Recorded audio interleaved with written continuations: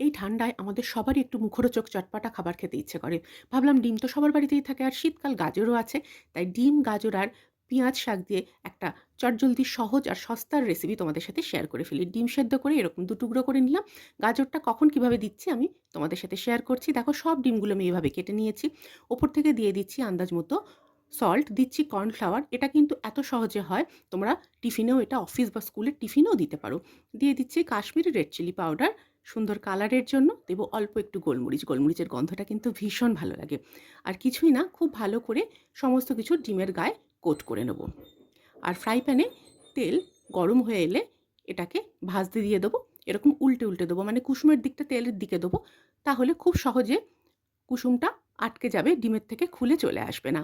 এইভাবে ভেজে নিয়েছি দেখো, এপিট ওপিট করে সুন্দর ভাজা হয়েছে। কালার দেখেই বুঝতে পারছো। ওই ফ্রাই প্যানে দিয়ে দিচ্ছি অল্প পেঁয়াজ কুচি আর গাজরটা এরকম পাতলা পাতলা গোল গোল করে কেটে নিচ্ছি। দিয়ে দিলাম অল্প সল্ট। আর এখন পেঁয়াজ শাকের সময় এটা বাদ দেওয়াই যায় না, দিয়ে দিলাম পেঁয়াজ শাক। অল্প একটু রসুন বাটা অ্যাড করে দিলাম।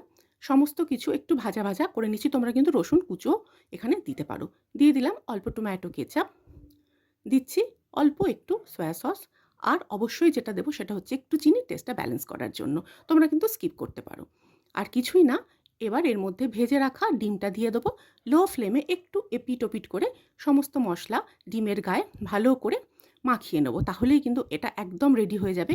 তোমরা এটা যেরকম টিফিনেও দিতে পারো, তোমরা এটা ডিনার হিসেবেও সার্ভ করতে পারো। অনেক সময় হয় না, বাড়িতে হঠাৎ কেউ চলে এসেছে, কী করে দেবো? ডিমটা তো বাড়িতে থাকেই। তোমরা কিন্তু এটাও তাদের বানিয়ে দিতে পারো। কেমন লাগলো আমার সহজে